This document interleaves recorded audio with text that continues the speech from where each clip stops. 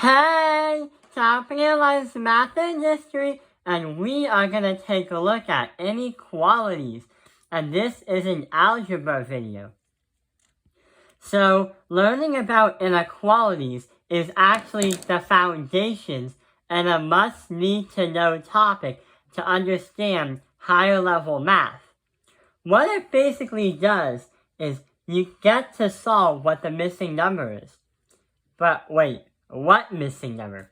Well, we've talked about the letter X before in algebra.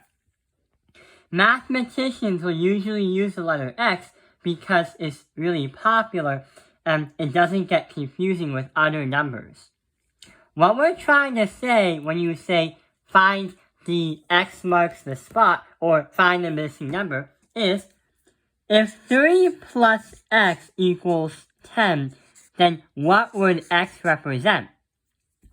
So, what we have here is a problem and an equation that is already solved, and that equals 10. However, the problem is we don't know what X is, because X is a variable, and that variable represents a missing number. So what we have to do is work ourselves backwards from it. So we have to subtract by 3, because we added, and subtract that 3 from both sides, and we get X is equal 7. So in this case scenario, X would represent 7. We're also going to solve this one right here. So what is X? What we have to do is the 5 and the 15 can be connected together, because 5 and 15 is 20. And we have 4x equals 20. And what that's saying is what is multiplied by 4 to get you 20. In order to solve it, we have to divide by 4 and divide this by 4. When we do that, we get the answer as x equals 5. But how are we going to apply this knowledge in a real-world problem, or in a word problem? Well, what I've been doing lately is I'm trying to get my Eagle Scout, and the thing is, what we're going to do is understand how many badges you need for Eagle Scout, and apply an algebra problem to understand what it takes to get to Eagle Scout. So, if you are an Eagle Scout with 36 merit badges, how many palms would you receive? So, you probably understand what this badge means.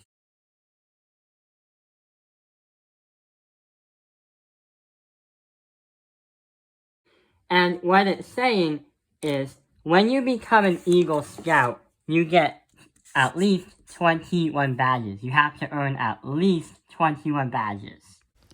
So let's see what it says. Earn a total of 21 merit badges, 10 more than the required for the life rank. Blah blah blah blah blah blah blah blah blah blah.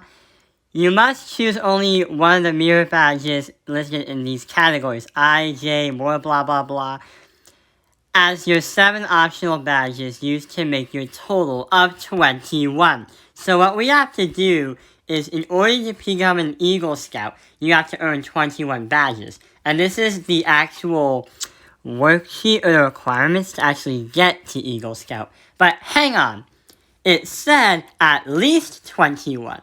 Right here, it says you earned 36 merit badges. So what we're going to do is introduce what the palms are. So these are Eagle Palms, and they represent the effort you made to earn more merit badges than those you earned to get to Eagle Scout. So each palm represents 5 different badges. So the bronze represents 5, the gold represents 10, and the silver represents 15.